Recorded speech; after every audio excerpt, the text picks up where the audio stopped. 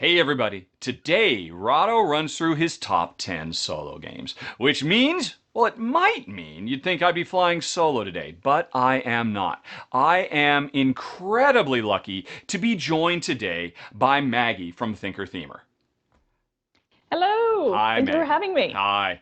Thank you for putting up with me, folks. This is take Ah, two. We just did our first 10 minutes, and then I looked over and realized, oh, I'm paused the entire time. And I asked Maggie, what do you want to do? And she said, we'll do it again because she's a trooper, and that's why I'm happy to have her here. But I am also so happy to have her here because Maggie is one half of the board game YouTube channel ThinkerThemer. Maggie is the themer. And the whole point of their channel I love so much, ever since they started almost a year ago, is that they evaluate games from multiple perspectives. Amy, Maggie's partner, is the thinker, the strategizer.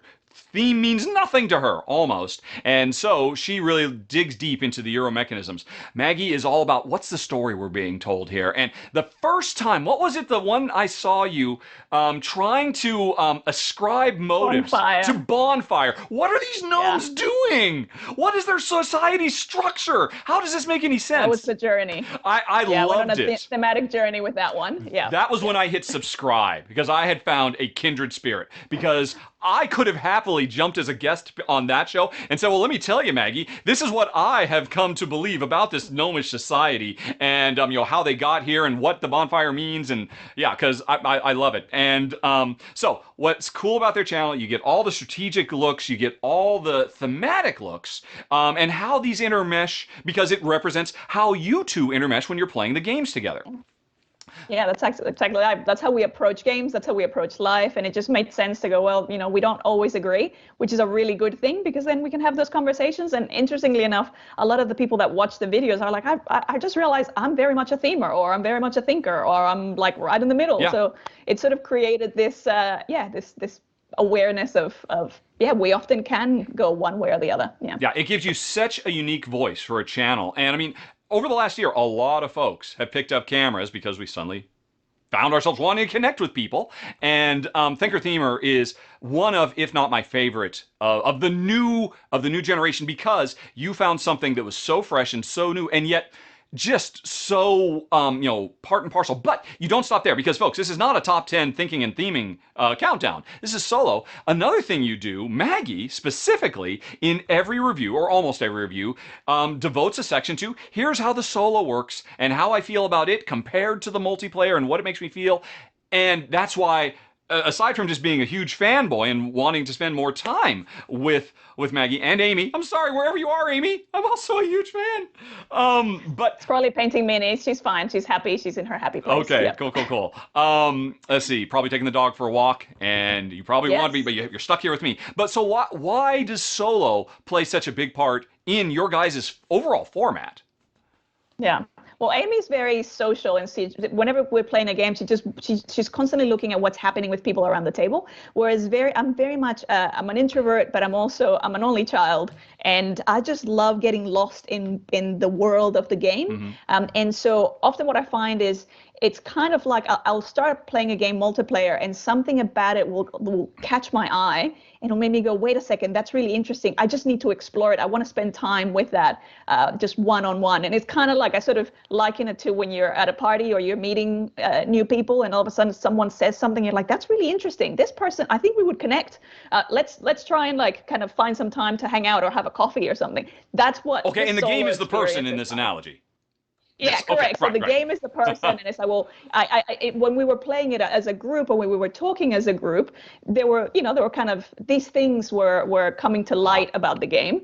Whereas if you're one on one, you get to really go deep and explore every kind of corner of how this brain thinks. Also, because I tend to see games as they're works of art Yes. in my experience, and it's like a great book, it's like a great play, it's like a great piece of music. This designer has put an entire world when it's a thematic sort of game, What you gravitate or towards. even Yeah. a puzzle. Yeah, and so it's almost like having a conversation with that designer, or solving the riddle that this designer has put in. And so that's why I just love diving in solo, because it's like I get to see all the little Easter eggs and go, what is this overpowered maybe, or what would happen if? It's the what if Yeah, that, yeah. fascinates me endlessly. Yeah. And now is a great time to be a solo gamer, of course, because I actually did this countdown 5 or 6 years ago.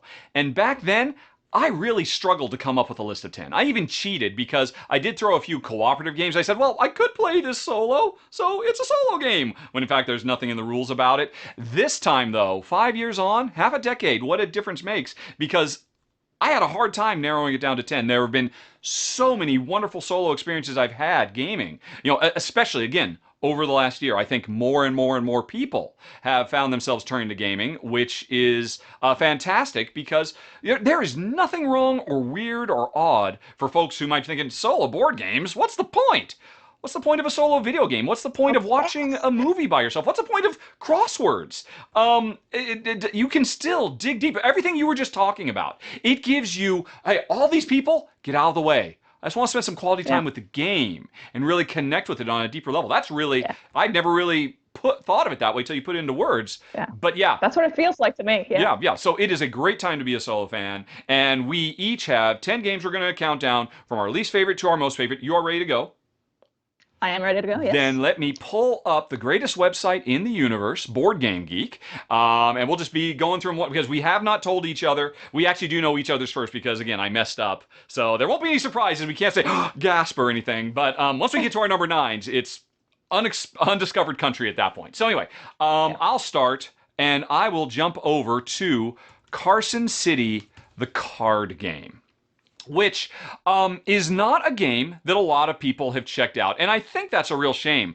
The year it came out, what year did it come out? It came out in 2018. It made my personal top 10 games of the year that year. I think it's absolutely phenomenal. And that's in part because of the solo experience that this game gives you.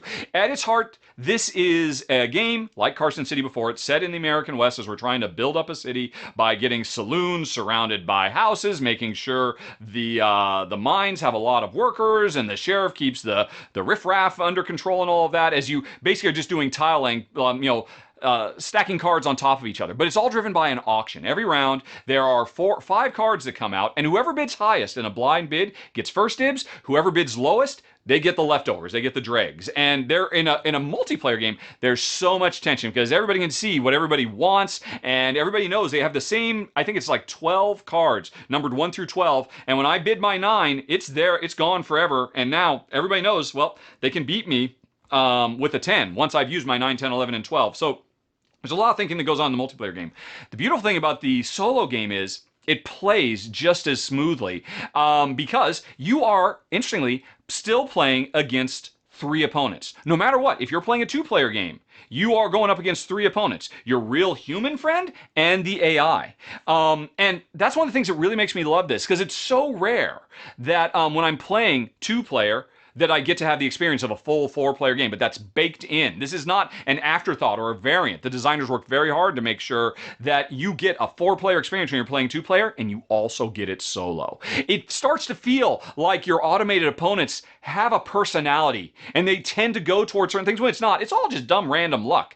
And the interesting thing is when you're playing against 3 automated players, you switch from playing against human players and trying to get into the mind games of, well, you really value that. Are you going to bid your highest card? Or are you going to hope that I'm not going to, threaten you on it because you know I want this middle value one? Those considerations go away, and they're replaced by statistical analysis. Okay, I can see you've played all your high cards except your 11.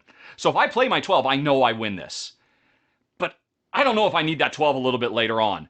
Do I hedge my bets? And it becomes a little drier, but still incredibly tension-filled, especially because it feels like your automated opponents in this auction always know the exact right time to play the only card. There was a 1 in 6 chance, and yet, how did you play that one? Come on.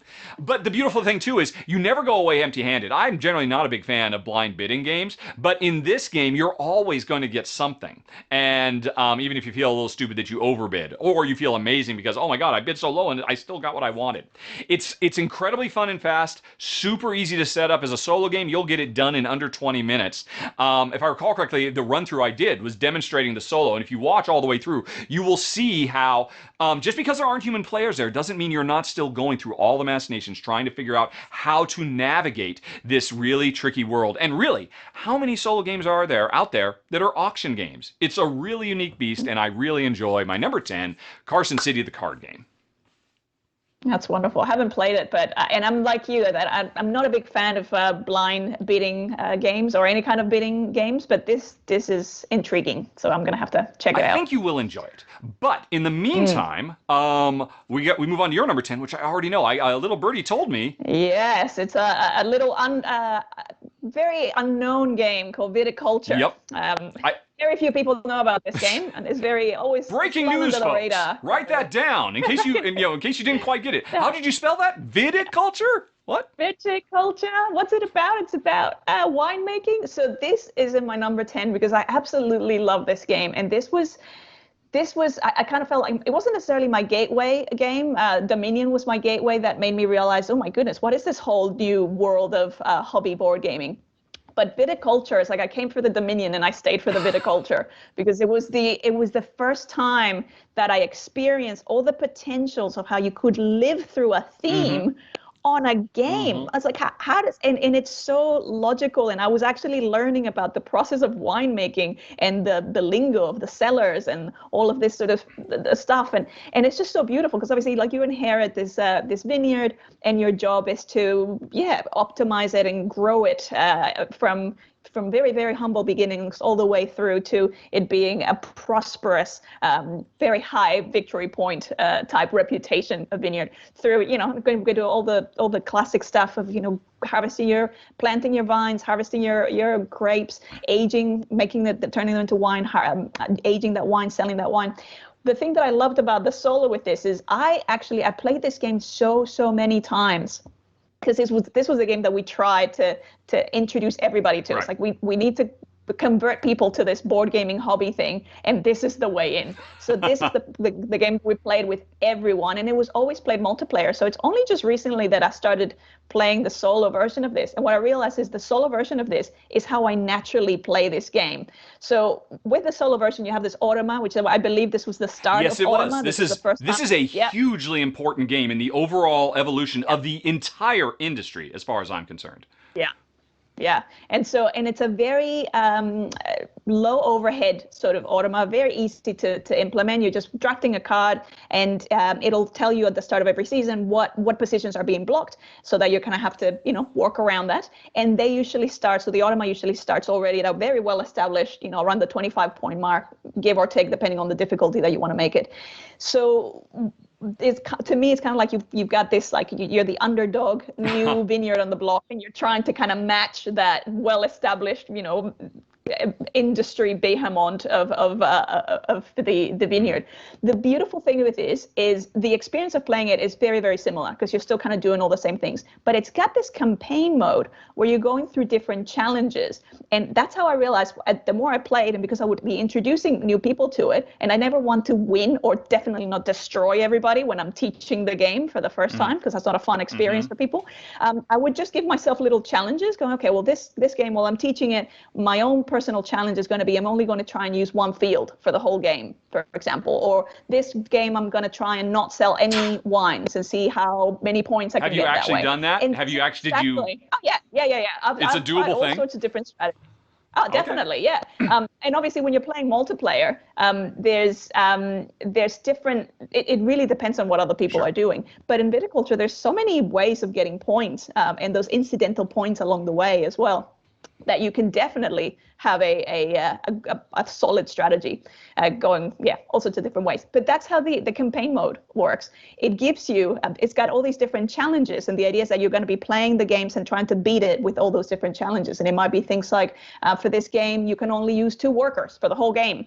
And so it's a very limiting experience. And for another one, it's like, you need to have trained all your workers and have all 6 workers by year 3 or immediately lose the game. So I love that because that's exactly how I naturally had started playing the game. It's like it was made for you. It's hours and hours of fun. It was like my subconscious had made it. And, many years before anyways, it was one of those like collective unconscious sort of moments. Willed it into existence. Although that's not the Yeah. case. It was actually the brainchild of a very brilliant designer, Morten Peterson. Morgan? I think it's Morten Peterson. We're not done talking about him because he is a very important mover and shaker in the solo universe. So I think we will come back to him. But yeah, Viticulture is kind of a no-brainer. And I am sure you are not alone in that this game has probably turned a lot of heads into, yeah, solo can be a thing, a really big thing. Nice choice. Okay. Well, now I don't know what's happening next. Well, you don't, because I'm about to tell you my number 9. And I think this is actually, and I don't know why I put that Pinot on the in my video when I recorded this, whatever it was, 8 years ago. Is that how you I was pronounce probably it? reminding myself how to pronounce it because I'm not a wine person. But my number 9, I think, is the newest one on my list. It is Terraforming Mars, the Ares edition, if I can type. Terraform. Okay. Terraform. There we go. Come on. Terraforming Mars, the Ares edition, which has a fantastic solo mode. I suspect you have probably played this one solo. I definitely have. Yes. Well, not Ares. Terraforming Mars. Yes, because we don't actually have a copy of Ares. That's right. I believe yes. It's coming. Oh, because of the U.S. exclusive Target thing. I forgot all about that. You're right. Yes. Well, let me tell you. It's fantastic. This is just rubbing. Yeah. So let me rub this in. Let me put salt. Well, show me the wound. I've got the salt. I'm ready. I'm ready. Yeah. Like Terraforming Mars before, this is a game that's thematically all about, over many, many generations, converting the Red Planet into a new home for humanity. And it's done based on a lot of hard science and how this might go around. And from a gameplay point of view, it's really an engine builder because over the course of the game, you make all kinds of investments in different technologies. And they kind of stack on each other to be able to activate, to generate the oxygen, the heat that Mars needs and all of that. And there's all kinds of special powers. And I'm really, really happy about Terraforming Mars, the Ares as a whole, because it takes Terraforming Mars gameplay and fuses it with Race for the Galaxy, which is one of the greatest modern designer, many would argue the preeminent modern designer Euro-style card game out there. So this takes the action selection mechanism where when somebody decides they want to do something, everybody else gets to do a weaker version of it, and it works wonderfully. Jen and I were absolutely head over heels of this as a 2-player game. So it's amazing how well it works as a solo because basically you just have they replicate another player by saying, hey, the other player is never really going to do any of the work. They're not going to terraform. They're not going to collect resources. They just got their deck of cards that every round, when I'm trying to pick exactly what I want to do I want to produce, do I want to invest or whatever, or do I want to construct, they're just going to draw a card. And I'm going to get an opportunity to follow them. And everything I'm thinking about in this game is, right, how many cards are left in their deck? They've already played this and this and this. Okay, there's a 1 in 3 chance they're going to play this, so I am going to play this card hoping that they do what I want them to do. And that's the exact same feeling I get when I play with Jen. Oh, come on, I know you want to develop. I know that's what you're going to do because of the situation you're in. So I can very safely play this other card knowing that the development will have happened before I do, my action. And then Jen goes into, I didn't do that today, did I? No, I didn't. And, this monster, this AI. But the difference is when you play against a human player, their last card played can't be played on the following round. And so that's an interesting thing in the 2-player game, or the multiplayer game in general.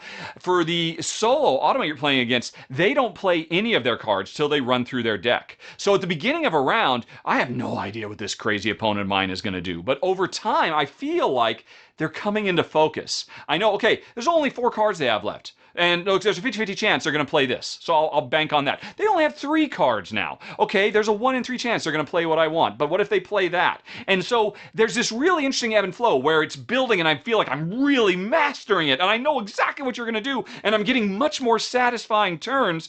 But then their deck empties out and it shuffles up and we got to start all over again. Like, who is this person? So it creates this really interesting ebb and flow that is in addition to the game that you get from the solo, and you don't get that when you play multiplayer. And that roller coaster of intuition, or intuition, fused with statistical analysis again. I almost enjoy playing this solo more. In part because, one of the big strengths of solo is We are moving. There is nobody slowing me down except for me, because I don't know about you, but certainly one thing that's very important for me for a great solo design is something that is smooth and elegant and doesn't take a lot of maintenance. 100%. I mean, I appreciate it. I have played plenty of games that have these really complex flowcharts almost, and I get that it gets the closest to truly replicating what another human being would play like, because I can make informed decisions about all those decisions, and those flowcharts represent what a human would go through.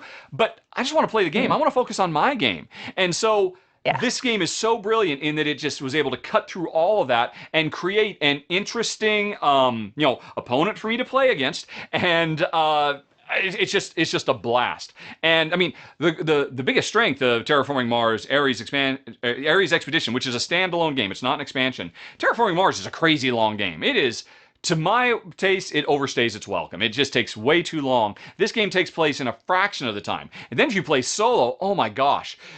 Imagine getting all that great Terraforming Mars feel in like 20 or 30 minutes. And then saying, oh, that was fun. Let's do it again. And so it's really rubbing it in. Oh, that's right. I'm sorry. I thought I was out of the salt and I found a little bit more. Oh, I'm a monster. That's right. Like I really can't wait for it now. Like it's very, very excited about this. So my number 9, Terraforming Mars, the Ares Expedition. Perhaps you will be able to return the favor. What's your number 9? No, you're not going to have any fear of missing out, because I know you've played this game. But my number 9 is a game called Paleo, this year's Kenner Shield Jazz winner. Yes. So Paleo is one of those games that, I loved. This is one of the, as a disclaimer, one of my difficulties, and Amy's, like our difficulties with the hobby, is that there's a lot of themes that we don't enjoy. Like, for example, usually space themes we don't tend to enjoy. Sci-fi we don't enjoy. Oh, wow. Fantasy. Oh my gosh. Magic and spells. So that, that starts to wipe out a good 90% of the titles out there. And so we have this very, very specific niche taste. Luckily, I like farm games, and there's, plenty of except for space farms. Well, yeah. So I love like beautiful artwork. I love things that do have that nature kind of feel about them. And so with this game being about the Stone Age, obviously, and you're just trying to keep your people surviving, ultimately, it's really, to me, it's about legacy, because the winning condition of the game, you're not accumulating points. The points are in the form of completing this cave painting of a woolly mammoth. And so for me, it's sort of this story of how a people comes together to go, well, what's our legacy? How will people know that we were here? That this is, this was our life. We saw this, this creature, and this is how we used to do things. So, and, it's a very, very difficult, I just love the arc of it, how you start out and you're really struggling and you really do feel the pains of trying to survive against all of the elements when you have very few skills and very few tools at your disposal. This was a real kind of surprise for me, because it didn't feel like the rules the overhead was that high. It was very easy for me. Like, I found it very easy to pick up. I love that thing of you using those 3 cards, and then you're kind of taking a ponder of going, oh, maybe we go to the woods. Oh no, there's now something to fight in the woods and we're ill prepared, or there's a hazard. What do we do with this, the things that you're making now because it's cooperative, this would not see the light of day at our house, because we don't really do co-ops. So I would love to make the rest of this be just a deep dive into somebody who loves solo so much and yet can't enjoy cooperative gaming, because this is a fantastic cooperative game. Yeah, and everything you love about it is there, and you could share it with Amy. Oh, and this is one of those that when I started playing, I'm like, you need to play this. You need to play this, because we weirdly, like, we love escape rooms, which is a cooperative experience, and we're pretty good at them usually. But for some reason with board games, I think because she really likes to feel like she's doing things, and I think she feels like the stopping to negotiate with someone else. I don't know what it is. And I also love to just like get in there and like, again, like tinker with things.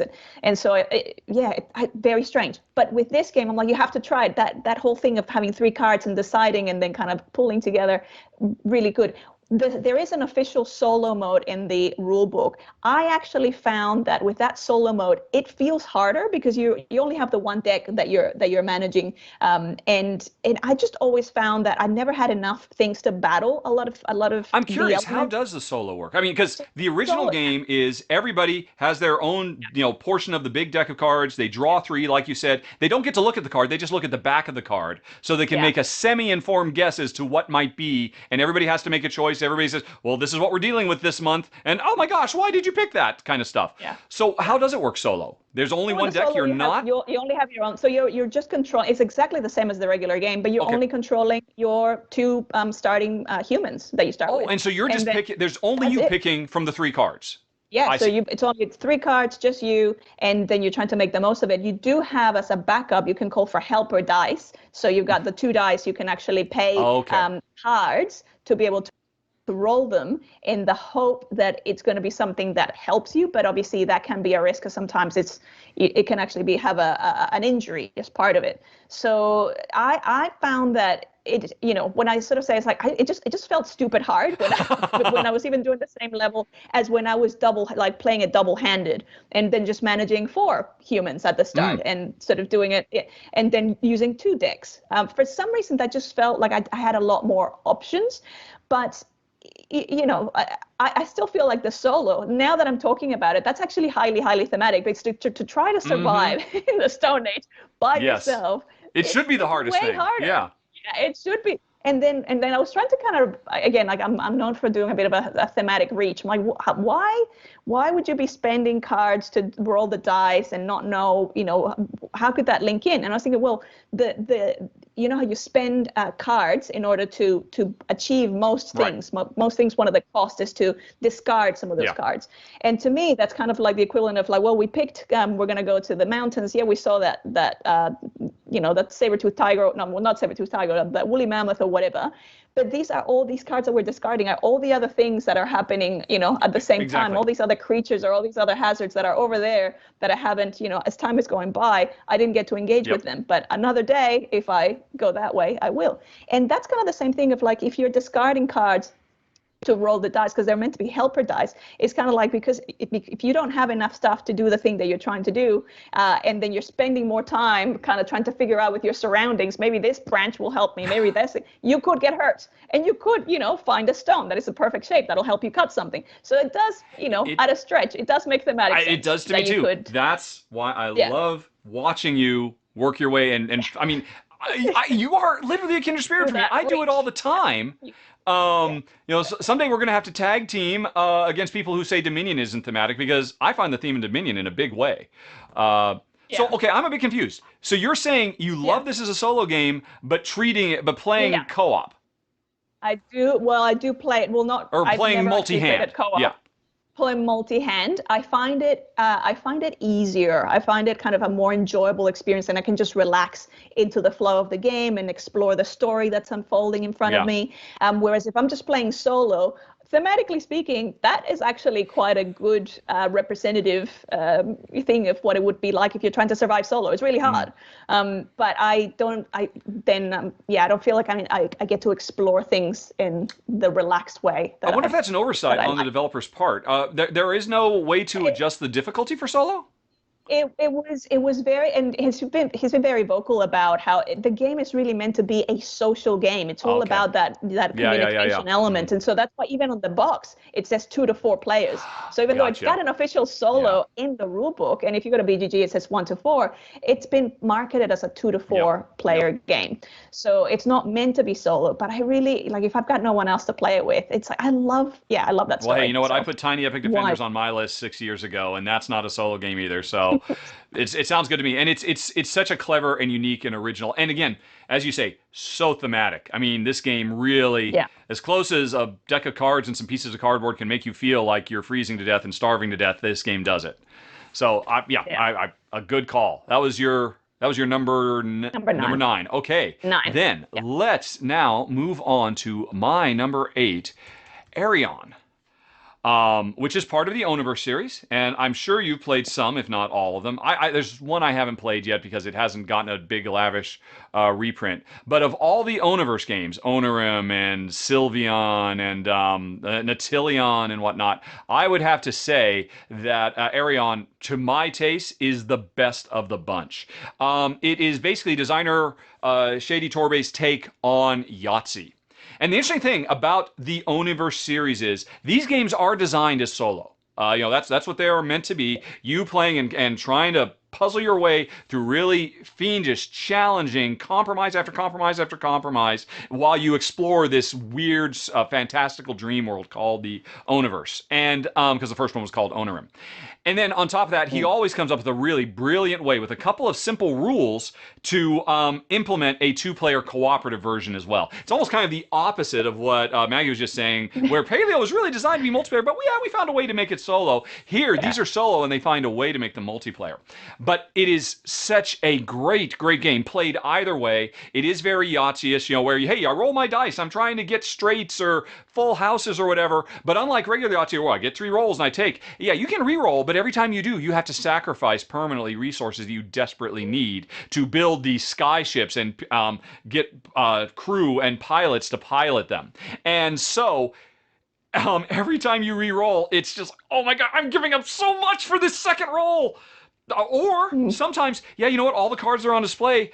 I don't like these cards. I'll happily burn that because it means I'm digging through the deck to maybe find what I really need. So it's very, very clever. It's really quirky and offbeat. And like all the Oniverse games, it also comes with like a half a dozen different modules in the box, even though it's a super tiny little box. So it has so much variety. There are so many different ways you could play this game. And I've always been impressed by every one of Shady Torbe's games. This is his most recent design, and I think, to me, it's his masterpiece. It's his magnum opus. It's my number 8, Aerion. That's wonderful. I haven't actually played it, but I'm so keen to try it out. Onirim was one of the ones that I really loved earlier on. And I remember even playing it on a plane, on the little tiny trays that you get on the plane, and just like trying to make sure that they don't slide off the sides. But yeah, so clever. I love the artwork as well. That's one of the, I've realized I can be very shallow when it comes to games. And yeah, the artwork and the componentry is often one of the things that will sell it for me. If the game itself is not there, then, bye-bye it goes. But if the artwork's not there, I'll often struggle. Yeah. And this is great. All right. Yeah. What do you have for 8? All right. 8. My number 8 is a small card game called The Bloody Inn. Oh, really? Now, okay. Yes. So this is actually a few months ago, we did a top 10 unique themes video with Board Gaming Ramblings, a YouTube channel called Board Gaming Ramblings. Lovely, lovely people. And they actually brought this up, the Bloody Inn. And I was like, I've seen that box in my local It's hard to forget that box. I've never figured it out. Yes, and I think, and again, it's like that shallow thing of like the artwork just pulled me in. There's something about that artwork and the kind of that grotesque or macabre sort of thing about it. And then the theme is so dark because you are an innkeeper in this like 1800s France, this sort of tiny town, and the way that you're deciding to make money is by obviously having all these people stay at your inn and then stealing their money, but so that the cops don't come after you, the police doesn't come after you, you're murdering them, and then you're trying to bury those bodies. And that is not at all a theme that I would like. I'm kind of like a Care Bear, as you say. Like I'm a very big, very pacifist sort of person. I love everything that's sort of really chill and harmonious. And so this theme was it was almost like that, that is so wrong. And so when I started playing it, I'm like, it doesn't actually feel good. So I love the mechanics and I love the artwork, but I ended up then, and Amy wasn't really all that keen, but there was just something about it that just pulled me in. And so what I ended up doing is whenever I play this game, I have a challenge with myself of how many points can I get without killing a single person. So I've turned the Bloody Inn in just like the really nice, regular inn. It's just a, a bed and breakfast essentially. And we're just trying to, build a lot of annexes and just, make this a really prosperous thing. But I just love it and I can play it so quickly. And yeah, it's just one of those games that like I'll sit down and I'll play it 5-6 times in a row. because it's just like as soon as I finish, I'm like, again, let's do this again. So yeah, that's why it's not known as a solo game. It does have an official solo mode. Yeah, I'm curious. What does the solo mode do? How does it change the game? So yeah, so you start out with there's a neutral, it's you and a neutral Okay. color, and so the neutral color just has some rooms that are available that allow you to then obviously populate the tableau. But then you can, the rest is the same because there's not really a lot of player interaction with. I don't even remember that much of the multiplayer because I've only been able to play it a couple of times multiplayer, and then Amy's like, nah, not for me, and then so it's just been solo from now on. But the rest of the experience feels exactly the same. You're still kind of getting to put the cards or allocate the guests to wherever you want, and then you're still doing your couple of actions and you're building your tableau. I just don't kill anyone because that's just not my thing.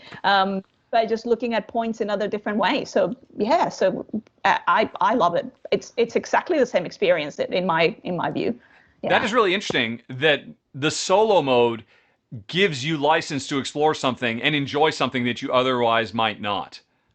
Yeah, exactly. Yeah. And it's just because the whole thing is about getting through that deck and you always take out so with the solo mode, you take out different number of cards. Yeah. So you don't know which colors are going to be more or less represented. So you can't just rely on, well, I'm only going to do this strategy because you are kind of having to be flexible and adjust to whatever group of color or profession is most represented. If you have a lot of the purple ones that help you bury things, then I'm in trouble because there's not a lot of burying that I need to do in my case. But the ones that help you recruit and build annexes, I think they call them, and all of that. Yeah, it works out really well. Awesome. Love it. That is very cool. Yeah. And I'm sure that's probably not what they had in mind, but they're probably happy to hear. Not at all. The work they put into it gives it a wider, broader appeal. That's fantastic. Because you probably couldn't get away with that playing multiplayer. You're probably not going to get very far as the unbloody end. Yeah. Yeah, exactly. The bloody end definitely does have a distinctive advantage when you play that strategy, but it's a different kind of challenge, and that's cool. I love it. Awesome. And a really interesting take. Okay, though, so that was number 8. We are now moving on to my number 7. Let me look it up. Yep, I got it here. Hallertau or Hallertau. The latest big box, so this is another new one, but I still think Terraforming Mars Ares is newer. But this is the latest big box farming simulation from big box Euro farming simulation master Uwe Rosenberg. He's been doing ever since Agricola, and then there's so many other ones. And I was so blown away by this the first time I played it as a multiplayer game. But then I also went on ahead and played it solo to film it, and it works so well. And aside from the fact that it's one of the most fun times I've had over the last couple of years playing a solo game to do a run through. I just wanted to give credit to Uwe Rosenberg because he was way ahead of the curve. As I said right up front, these days, you're putting yourself at a competitive disadvantage if you don't get a solo mode working in your game. But Uwe's been doing it for years, and he's been coming up with really clever ways to make worker placement work in a solo environment. And, this is just the latest one where he has really pulled that off. In fact, this has maybe one of the most brilliant systems for player scaling. And it's not just player scaling from multiplayer to solo, but from playing from 2 to 3 to 4, because this is a worker placement game where nobody owns the workers. The workers just represent time spent doing all these different actions. If I'm the first person to engage in cultivation, I only have to spend 1 of my cubes. And then Maggie, if you want to, you have to spend 3. And then if somebody else wants to do it, they have to spend 4 because it gets harder and harder to do these actions. And at the end of every round, a certain number of those cubes will clear out. And according to a prescribed schedule that's based on a quadrant card that comes out every round. And it's just a simple matter that at higher player count games, more of the cubes get cleared out. So there's fewer of them holding over, kind of limiting what we can do. Whereas in a solo game, most of them stick around. And so the decisions I make in a solo game in round 1 definitely come back to haunt me in round 2 because I want to go do this action again, but that action didn't get cleared out. So now it's incredibly expensive. It has the end result of feeling like, oh, some other player blocked that, but it was me that blocked it. And I was hoping it would clear out, and now I can't afford it, and now I have to change my plans. I should have thought of that in the first round, that I'm going to need to do this multiple times. And It's really sharp, and like I said, Uwe has been doing this for years. Different takes on how to do, and this is just brilliant. And it's a brilliant farming simulation. Besides, it does so much stuff. Rotating crops. Why is it taking so long to have a farming simulation where that central thesis of modern farming is central to the gameplay? And then the other thing I love about the game is that it's chock-a-block with objective cards. I mean, objective cards are a really common thing in Euros, but this game, it's like it just drowns you in micro objectives that you can combo and string into other ones. And in a solo game, it is just so nice to just focus on that and not wait for other people and get them out of the way. I mean, you can just really focus on your game. And again, just get through the game super fast. Just get to all. I mean, it epitomizes why, for me, solo gaming can be so much fun, because I can just focus just on the gameplay, just on the puzzle, just on the economics, just on the interplay, and, not for nothing, just on the world that is evolving in front of me without having to worry about, oh, those other pesky players, you know? So it's to your point you made right up front. I feel closer to this game playing solo. Now, I will say I have one complaint about this in solo that kept it from being higher on my list. Well, I think every other game on my list gives me an objective to win. Where, and, because there's really two ways to do a solo game. Hey, beat a top score chart, or beat your own former score, or here's an objective you have to do to win, and if you don't do it, you lose.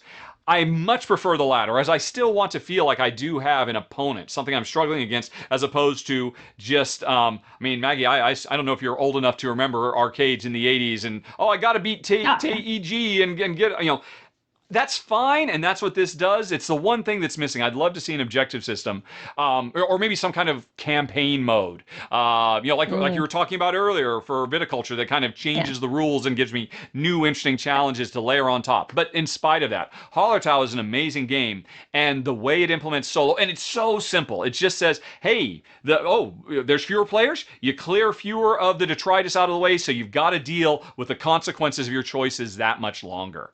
And I mean, and it just becomes a feedback loop where this is every problem I have is my fault, and I very much enjoy that. It's much less stressful than every problem I have is your fault. That is a better feeling for me as a Care Bear. Yeah. So that one 100%. Makes my number 7 Hallertau. Just kept rubbing. Oh no! Really? But this one is entirely my fault, because I do have this game, and it's sitting on my, and we only just recently got it, and it's sitting on my shelf of opportunity. I'm very good. I was going to say, I'm not going to shame you. There's too many games. And the only reason I haven't gotten to it is because, obviously, with the channel and stuff, there's so many games that we're constantly trying to play, and we've got a lot of the smaller box games, and it's sitting there and it's calling to me, and I just have not had the time. And then when we were doing the series, I should play it. I love Uwe as a designer, so now I'm like, as soon as we stop recording, I'm gonna. You will not regret. I don't care what Amy's doing. I believe. Like, we're playing this. You will be happy with that decision, and it's nice and competitive. Very as well. Cool. All right. So what do you got for number 7? Yeah. All right, my number 7 is what I would call the classic small box solo gaming experience, and that is Friday. Oh, yes, of course. Helping poor old little Robinson Crusoe upskill his way to not die in the island. And so we're playing, obviously, as the role of Friday, and I am so bad at it, and it's so punishing. But I love it every single time. The other thing about me is, like, I'm extremely risk adverse. Like, in my life, I like to kind of plan things in advance, and I'd like to sort of mitigate as much as possible. In Friday, most of the time that you're playing, you're going to have to take damage. Yeah. It's just like, which is the lesser evil type thing. And it's just so outside of my comfort zone. And it's so exciting in that way, because it's like I have to ride that razor's edge of I'm gonna have to be really reckless, and sometimes let those points get really, really low down for the sake of getting some of those cards that then, if poor Robinson's health got depleted, but we did eventually manage to overcome that hazard. Now he's got all this determination, or he's got those really higher powered cards that are going to make him stronger when he's battling some of the other the hazards that come up. And so I just absolutely love this game. I love all the scaling that you can do in terms of how to make it easier or harder. I feel like even when it's at its easiest, it's still really challenging. And the levels of difficulty, because you start with that kind of the green layer, and then move on to the yellow and the red, and then you have the like ridiculously difficult pirates. They're always there, right on the horizon, waiting for you. Yeah. So you kind of there's so many layers that you're planning, and it's all just cards, and so it's just. The other thing that I realized, a lot of my top 10, the things that I love, one of the things that most of them have in common is wooden components. And this one, I love that they have the life tokens are the little wooden components. And even though it's largely a card game, just that element of physically having to move those life components away every time I take damage. It's like, it again, because it brings that tactile element, it just makes it all that more real. That's like, my pile is getting smaller, is much more, a much more visceral response than, I'm moving down on a track. Yeah, all my stuff is going. I'm bleeding all my stuff away. Yeah. Yeah. So that's, that's my pick. Yeah, this one makes a lot of people's lists. I think this is a really good kicking off for solo games, solo card games, a solo deck builder. What? Let me show you Friday. Yeah. And you'll see. It's also the only game that I will take with me on location, because I love feeling uber thematically enthralled and immersed in it. So if I know that I'm going to a beach, I will bring Friday with me, because there's nothing that I love more than playing Friday, hearing the sea waves kind of crashing in. It's just, and smelling that sea breeze. It's just thematic immersion perfection for me. And it's just in a very portable little box. Very nice. An excellent choice. You will get a lot of love from commenters, I'm sure, there, because it's just fantastic. And it was a game, I think, that again, it was another watershed moment for the industry, because a lot of people played it. I'm sure the industry said, maybe there's something. Is there an audience for solo games, for a solo only game? It's fantastic. A great little deck builder. I don't even know how it ended up in my library. It's one of those things that it's kind of like a mysterious sort of, it just appeared. I can't even remember if someone recommended. I think I must have just like with the Bloody Inn, walked through a store and seen it and go, what is this? And this was years and years ago. Picked it up. I think this was before I had played anything solo. So I think this was one of my first. So this is maybe your solo gateway? Have we maybe identified it? Yeah, very likely. Yeah, I think so. I think this is the thing that that made me realize that you can. It's like, wait, what? This thing that I love, and I love usually spending time by myself and kind of getting lost in my own little worlds. Like, you can do that with the games. Yeah, as well. Yeah. Come on, this is amazing. Yeah. Friedman Freeze, you've done it again. Totally. Well done, sir. Done it. All right, so that was your number 7, right? So we're on to number 6. Okay, yes. My number 6 is another deck builder, actually, Ausonia. And have I made you jealous again? Ausonia. There we go. There we go. I found it. I haven't played it. So yes. Okay. Look at that. Then I've continued my unbroken streak. Ausonia is a fantastic. It's a really phenomenal deck builder, and it. On the surface, it doesn't really seem like it does that much to redefine deck building or reinvent deck building. I mean, you've got a starting deck of resources. You get a hand of them. You spend those resources to get more cards to put in your deck. But this game, just talking about the game itself, gives you so much more control over your deck than just about any other deck builder out there. I think that's what really makes it stand out. From the way you can manipulate the cards, hold them back, bank them temporarily, convert existing cards into permanent resource generating cards, all kinds of stuff. So, I mean, just the deck builder is phenomenal. And as you mentioned earlier, you like me, Jen and I are very care bearish, and this game does have a little bit of, I'm gonna make you lose that gem over there, but it's so good, we accept it. But we're here talking about solo. Why is it so great solo? Why is it ranked so high? Well, it's kind of opposite of what I just said about Hallertau. This game does a great job of giving you an opponent who really feels like they have a personality. If I recall correctly, the game comes with 3 different, on the screen right now, I've got the Usurper. And depending on which one you're playing against, they will focus on different strategies, different tactics, and it really makes you play the game very differently. But the way they make their decisions is so brilliant. it's kind of a callback to what I said about Hallertau. After my turn is over, there will be a certain number of cards. I have bought some cards that were in the market or whatever. And if cards are gone, they slide, new ones come out. At the beginning of the Automa's turn, they look, if I recall correctly, at the leftmost card in the market. And whatever type of card that is, that will determine what they can do. And I know that. I know that if I leave a blue card, they're going to influence. And if I leave a red card, they're going to force me to be corrupt, which is a kind of an attack thing that can happen in the game. And I can see that's going to happen. And the only reason it happens is because I made it happen. Because if I didn't want it to happen, I should have bought that card so they wouldn't take it to drive what they were going to do. And it's so simple. It's the antithesis of, right, let the Automa try to have some kind of situational awareness and let them go through a flowchart of 15 choices they have to make. No, all the choices are me. Everything that happens is because of what I did. And the game will ultimately, when you're playing solo, put you in a situation where I have to remove that card because I can see what that Automa is going to do to me. But I need to play these other cards. It's my whole strategy for the whole game. Okay, I will bring the pain. I know how much this is going to hurt next turn, but I hope I'm still coming out ahead based on what I'm doing right now. And that's awesome. I mean, I guess you could say that that's kind of true for a multiplayer game too. Anything I don't buy is something my opponent might get. But here, it's so black and white. It's so simple. There's a simple list. I can look at it anytime that tells me exactly what they're going to do.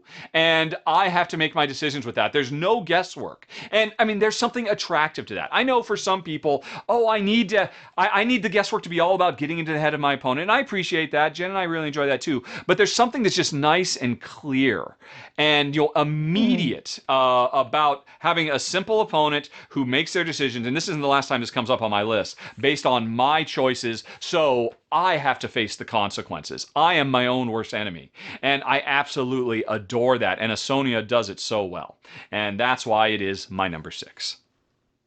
I love that. That's on the list now. This is going to be a very expensive conversation now, because we're going to have to be like, knock, knock, Amy. I have a list of games. She says, you were talking to Rahdo, weren't you? I step away for 2 hours. You say walk the dog. Yeah. You didn't tell me what was happening. I love deck builders. I love this, and as you said, like one of the things that I enjoy the least is when I have to facilitate an Automa's turn, and because I find it distracting often. And if I get distracted, then I completely forget what I was trying to do, and so I lose kind of sight and thread of what I was wanting to explore, and so that takes me immediately out of the game. So it sounds like this has really found a good way of it's really smart. It's all you. You only got yourself to blame. Exactly. Yeah. Yep. Yeah. Okay, so what's your number 6? All right.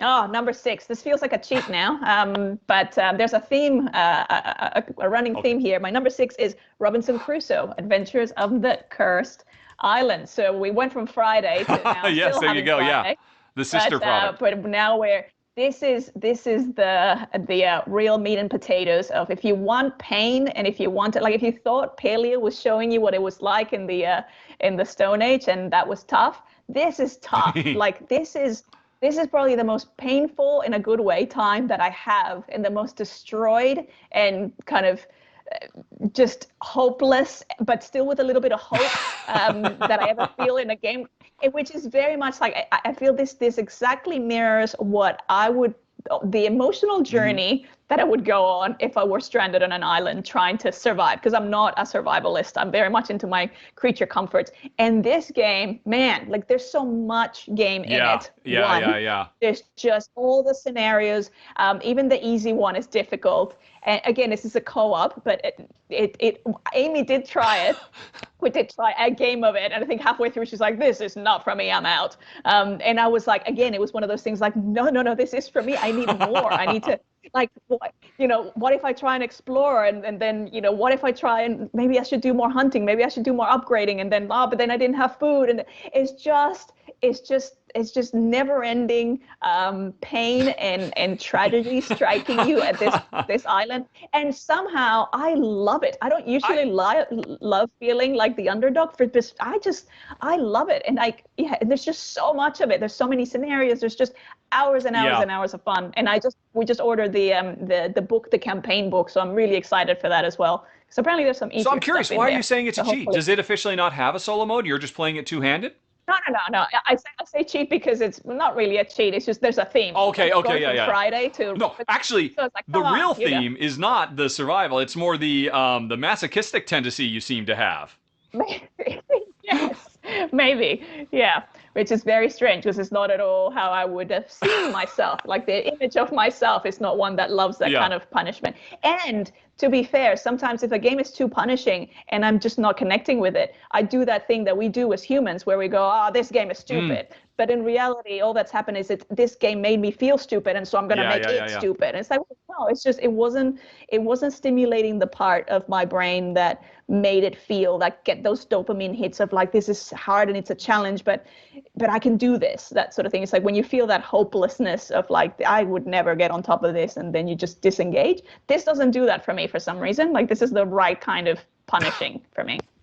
So yeah.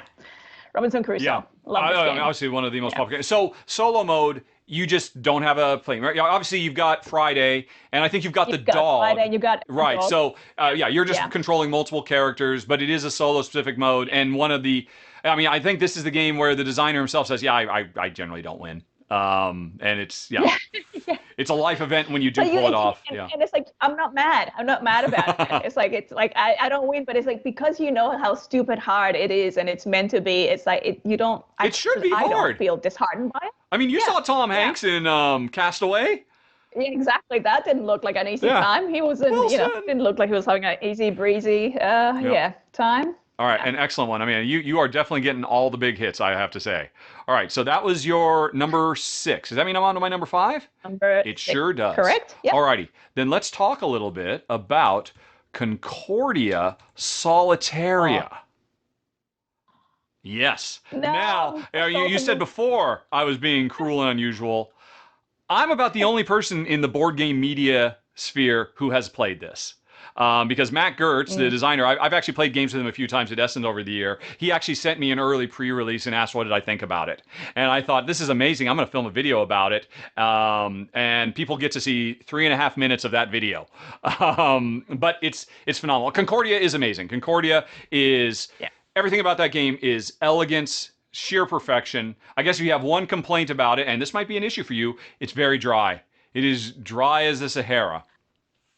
I weirdly don't mind it. Yeah, like whenever we play it, sometimes I can kind of just get if the synergies of the mechanics. It's gonna sound weird as a themer, but if the synergy of the mechanics make enough sense to me and they're just working beautifully together, I don't care if it's visually not that appealing. And it is kind of colorful. So it's very colorful and a lot of variety. So here's the way it works.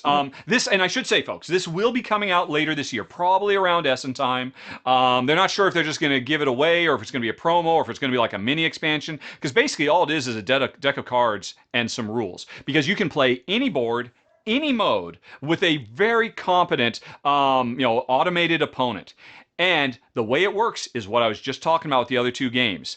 Every turn, when I play my prefect or my architect or my mercator, I do whatever it is, and it works exactly the same with me getting the resources, building the cities, moving my colonists around and all that.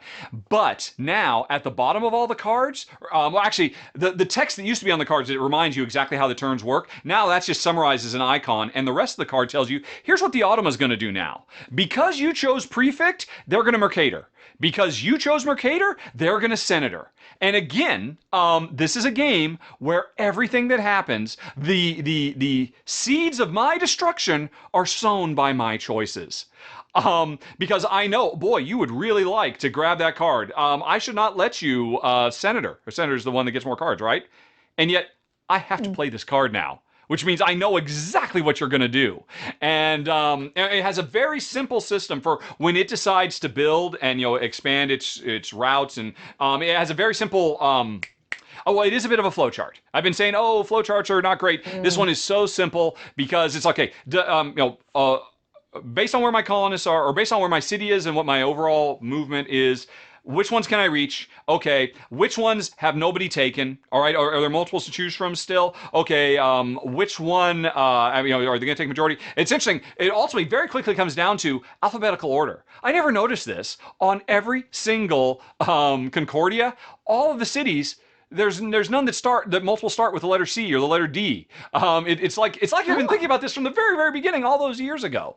And so you can make not only do I know what they're going to do, I know where they're going to do it, and I could be making really this.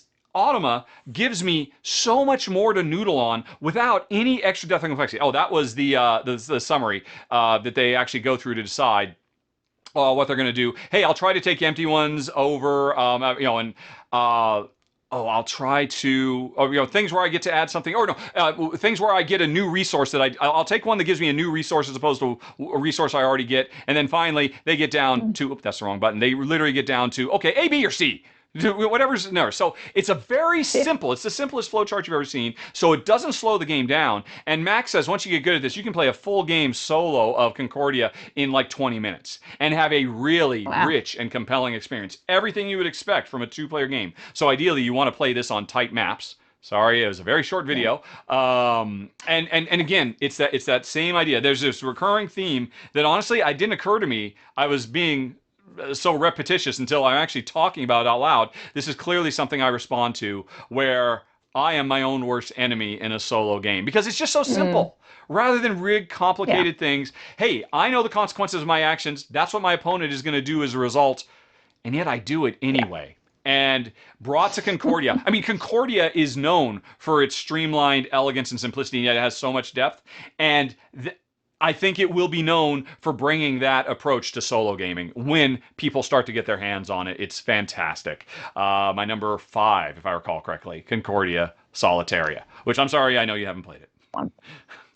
Yeah, but again, another one. This is good. This is exciting. He's sort of adding to the list of stuff that, anticipation, the things to play. So this is good. All right, so we're down to our number 5. My number 5 is a fairly recent game called Imperium Classics and Legends. Yes. In particular, I love Legends. Legend. I was about to go to Classics. Actually, I think my video's under Classics, so I don't remember where it is. It's in one of them. It's all good. It's a whole lot of different civilizations, and you're clashing them cards-wise against one another. I go to Legends because the Legends are meant to be the ones that are a little bit more complicated or more complex. That is true. Or kind of the strategy tends to deviate a bit more from the standard way that the decks work or the civilizations play out. But I just have a soft spot for the Utopians. So the Utopians are like the quirkiest, weirdest civilization amongst all of these civilizations, and their whole thing is they're not concerned with building their empire and kind of domination or any kind of fighting. All they want is to find Shangri-La, like get to that promised land. And so everything that you're doing is so different, and you have the imagery, the graphic design in this, like the illustrations are so beautiful on all these cards. I absolutely love playing with them. Amy wasn't a huge fan of when we played multiplayer because there can be a lot of downtime when you're waiting for someone else's turn. Because you can get some big, complex, super powerful turns. Yeah. Yeah, but also that second act, what I call like the second act, when it can go on for quite a while. So it can feel like it sort of drags on, so that's why it's like, that's fine. This suits me fine, solo play, because I just love digging into all of these cards, all of this beautiful artwork. And it doesn't matter how much I play this, it only ever feels like I've scratched like 10%, if that, of the amount of game that there's in this. All of the civilizations, there's obviously information about, the best strategy for them. All the really unique ways of how you're progressing through time as you're going through your deck, and then kind of adding, evolving your civilization. With the Utopians, I just love playing them against all sorts of different civilizations because, again, like they're just so quirky, and the cards are all about, they're all very like a meditation or a retreat. And so those cards, like the retreat, helps you get rid of a lot of the unrest cards, because of course when you abandon that card, so it's like when you leave the retreat, you're a lot more peaceful. Like all of your unrest has sort of subsided. So I just love this game so much, and it's one of those games that I wish I had more and more hours of the day to just spend in all the different strategies, because there's so many different ways that you could get points, and different ways that you could kind of go, even though there's meant to be kind of overarching aims with each civilization. Every card, like you have so many cards that have specific victory point conditions at the bottom for collecting different types of resources. I just absolutely love this as a solo experience. And I would probably play it multiplayer if I had a partner. But it's like I love exploring it. So and it means that there's no downtime when it's all you. I will say I think I know what you're about to say. Go on, sorry. Yeah, the fact that you're having to, it does feel a little bit clunky initially, because you're having to go to that reference book in the back of the rule book, and each civilization that you play against is like, oh, what does this card do and what does that card do? So that does slow the game down. But by the end of it, because you're doing the same things over and over, you do end up learning what those cards. You get into a zone with it, I suppose. Exactly, yeah. So it's not ideal, but it's like I just love exploring the game so much that it's like I'll put up with that. Here's the deal. But that I don't usually. I think this game will probably make a lot of people's top 10 of the year as it gets more widely distributed and more people play it. It is one of the most brilliant card games ever, from designer Nigel Buckle. And then Dave Turczi did some of the design, co-work, and development, but then he focused on the solo mode.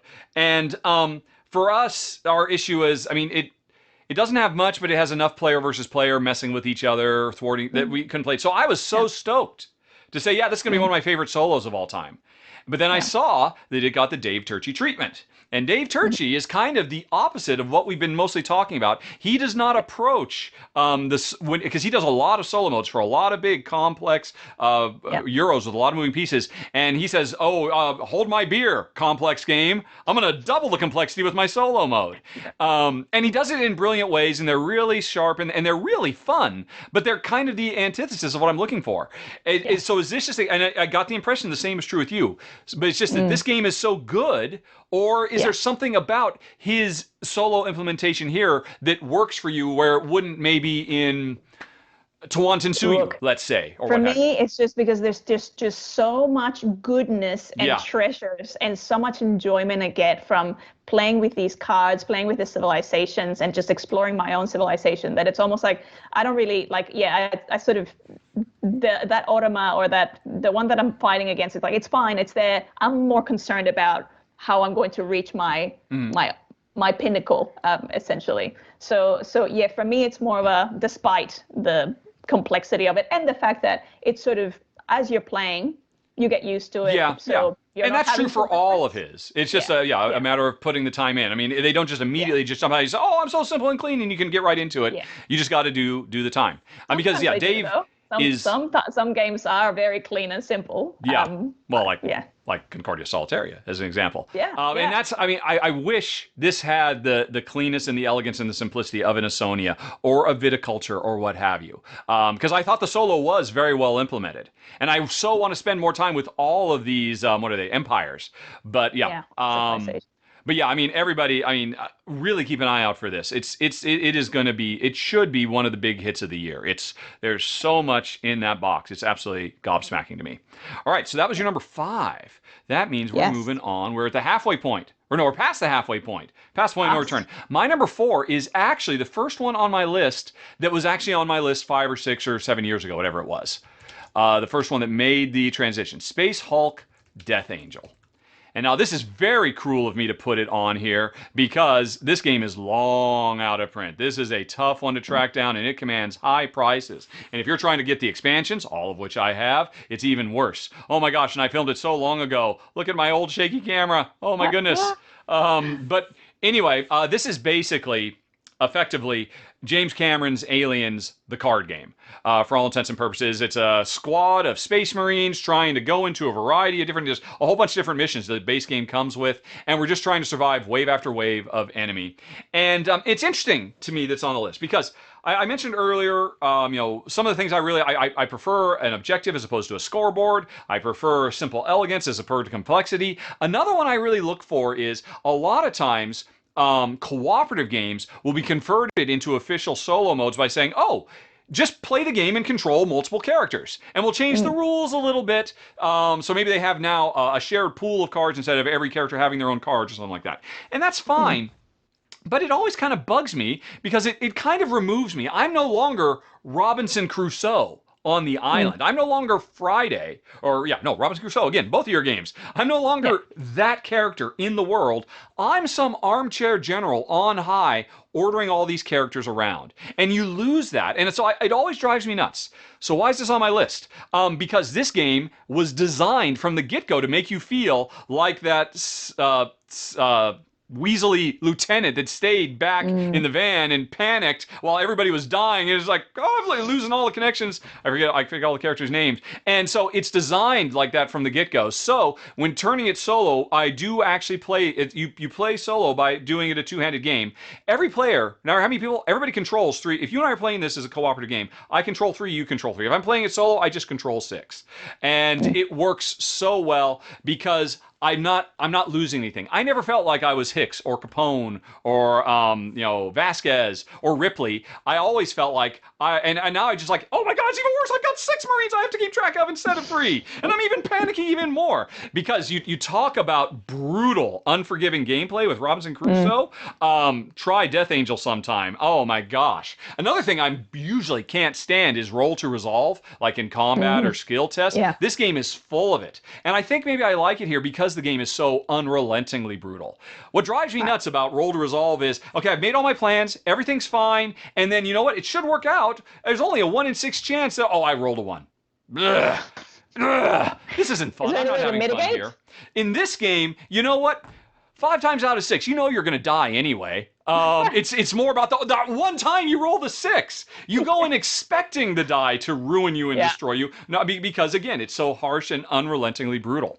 It's a great and the reason it stays on this list is because I love it so much as a cooperative game. And my wife and I really enjoy cooperative games. She hates James Cameron's Aliens. It gives her nightmares. She really something about the slimy and the Giegerness or the Geigerness of it and all that. So this is the one that I really start. This is my gateway into solo gaming. Because prior to this, I had no reason to keep a game around for solo. But I love this one so much, in spite of the fact it does everything I don't like, because it's just such a brilliant design. And it's still on my list to this day. It survived somehow, just like that last alien who barely makes it to the nuclear core and sacrifices himself to blow up the planet to save the galaxy. It's my number 4, Space Hulk, Death Angel. And it breaks my heart that it's all but impossible to get now. No. Well, this one I don't have as much FOMO because fantasy and sci-fi. Oh yes, exactly. Yep. Yeah, I'm okay with I'll leave whatever few copies are available to the people that are going to really connect and enjoy with the theme. But you're a good soul. Cool. That's very good of you. All right, what's your 4? Altruism. Yeah. Number 4 is, we've talked sort of a little bit about this, Terraforming Mars. It's a classic. Now, I did say I don't like space themes, and for the longest time, I stayed away. This is like classic base Terraforming Mars. Okay, so it is Terraforming Mars solo. Okay. Yeah. Add a little bit of sneaky prelude sometimes for it's a bit of spice. Yep. But this was a game that again I stayed away from because like Mars, star, space. Not my thing. And it was actually since we started the channel that one of the subscribers that has sort of been amazing in general sort of made such a big deal about you need to try this, you're gonna love it, knowing all the stuff that you love. And so I did, and I loved it. I was just so enthralled by the puzzle of getting all those levers up, getting your oxygen and the temperature and the water and all of this. And then again, it's something that I've played with Amy a couple of times, but I've ended up playing solo so much. I love playing on the app. It's one of my favorite, as I go to bed, because it's very hard to play it before bed or in bed to actually play the board game in bed. But I just absolutely love it, and it's so tight, and it's just the perfect balance for me because it's so difficult. I think I've only been able to really beat it a couple of times, and it's one of those when I do. Okay, it has a win condition. It has you got to get all these stats across the line before 25 turns or whatever. So it's 14 generations. Okay. So you've got 14 generations, and they all need to be at the top by that point. So you have a very, very set timer, and it doesn't go on forever like a multiplayer game can. There is with Prelude, I think it's Prelude that brings it in, that you can actually do it up to, I think it's 63 points as well. So that's the other, but again, it has to happen within, so there's a version that is within 14 generations, and there's a version that's within 12 generations. That is tough. And you just, the whole time, you're like, I'm not going to have time. And weirdly, I sort of start feeling like, I'll have enough time. I'll get the right cards. And then it's like, no, it's not going to happen. Like, it's just not going to happen. And I still, you know how there's some games that you just sort of abandon? We go, well, it's not going to happen, whatever. You know, I can't help but see it through. It's just like, I wait until I go, yep, and it didn't happen. But I had to, yeah. I don't know what it is about it. I don't know if it's I think it's all the different ways that you can go about moving those levers. That it's not just, you know, you have your projects and you have your cards, and then synergies between how your mini engine that you're building of things that get generated and the production. I just really connected with this game, even though the theme is not something. And I realized Terraforming Mars is kind of like a farming game in a way. Just on a planetary scale, it just sure. So happens that it's you're kind of you're doing it at a planetary scale. Exactly. So it's not just like spaceships and this sort of stuff. So yeah, I absolutely love it. So yeah, thank you. Yeah, you can just imagine that's just a weird round patch of arid land that has to be fertilized. Exactly. Yeah. There you go. Exactly. Yeah. Yeah. Does this at all open or expand your horizons for space, or this is where space begins and ends for you? Inevitably, it does make you go, I wonder, you know, if I will be into some of the other space. And I have actually tried, like, that's what made me kind of try Race for the Galaxy and things like, and you do then discover there's like, mechanically speaking, there's so many interesting things in here. Again, I find for a game that I'm going to be going back into over and over, this has the X factor for me to the point where I can't even describe, like I can't articulate what it is about it. I just love the puzzle so much. But usually for a lot of the games that are like, they were okay. If it's just okay, and it's got this theme, I'm gonna really struggle to feel or go back. And this is obviously top of class. This is like in the top 10 games of all time on Board Game Geek. This is a unicorn. Yeah, it's one of those unicorn experiences where like, oh my goodness, this feels so good. I don't know why, but it does. Yeah. It's magic. So if more developers want you to play their space games, they just have to make once in a generation games. That's it. Exactly. That's all. It's not bad. You're not asking too much, I don't think. You know, well, that was the whole thing with Bonfire. It's like, I just want a transcendental game. Is that too much to ask? Come on, designers out there. Just give me something that will take me beyond, my own existence and into this Shangri-La. So that's where utopians come in. There you go. Yes, it's all the threads are coming together. Exactly. Okay, so we're on to number 3, and I don't know how to put this up because number 3 for me is not so much of a game as it is a person. And I want to make sure, as I guessed earlier, it's I think it's Morten Pedersen, Automa, because I want to say my number 3 is the Automa Factory. There it is. Morten Modrad Peterson. And let's see, what game am I gonna? I will just throw up Tapestry. Tapestry Rahdo. I should have been using YouTube this whole time. That would have worked. Alrighty, so Morten, as we talked about very briefly earlier, did the Automa system for Viticulture. And it's a brilliant system, and he has now made a name for himself. There are 2 names in solo game design these days, Morten Pedersen and Dave Turczi. And the 2 of them do really represent polar opposite ends of a design approach and philosophy. They're both trying to do the same thing, give you the feeling like you're playing against human opponents. Dave comes from, I actually saw a quote from Dave once where he said, Morten comes from, okay, this is my goal, how can I just slowly add pieces until I achieve it? Whereas Dave comes from, I throw everything in, and now what's the least amount I have to pare away before I achieve my goal? So they start from different ends to the same goal. And I mean, I love Dave Turczi's designs, but I love Morten's approach most because he's just done such a beautiful job. Working predominantly with Stonemaier Games. That's why you can talk about the Wingspan solo mode, which is amazing. Yeah. The Viticulture solo mode. The new Red Rising has a great solo mode. Tapestry has an amazing solo mode. And it's all thanks to Morton and his team, the Automa factory. I know some of them. And again, he epitomizes. He is, to me, he's the wise sage on the mountaintop dispensing. This is how it works. This is how you do it. This is how you give that tension, that worry, that sense of, okay, I want to do this, but I know what my opponent might do. I can't be 100% certain. And this is true when I play with Jen. I worry about what she's going to do, and I can make guesses based on what I know of her as a person, and I know her risk aversion and all of that. Here, I can make those guesses based on very simple statistical analysis because, he's gotten a little bit more complex with how those cards come out. I especially love systems like this. Or is it this one or Wingspan where, hey, the card that I played tells them half of what they're going to do on this turn. And then I make my choice, do what I'm going to do based on half knowledge what they're going to do. But then I draw the card and it says, oh, here's the other half of what they're going to do. And, oh, I guessed poorly. Oh, that is not the place I wanted you to go. But now that second card tells me the next half of what the next thing they're going to do is. Really clever. And yeah, everything he does is just absolutely brilliant. And to me, he is at the forefront, and I mean, again, no attempts to be Turchi. He approaches these things from a very different point of view that I know a lot of people love. A lot of people say, oh, is there a Turchi solo mode? I'm buying it, sight unseen. I mean, and you listed one you loved yourself. You really love the Imperium one. But, Morton just nails it to the wall, so half of this list could have been his designs, and that wouldn't have been fair to everybody else. It wouldn't have been fair to the audience. I wanted to talk about more games, so I'm just wrapping him all up in my number 3, the Automa factory, typified here by Tapestry. Nice. So it's a little oddball. Yeah, nice.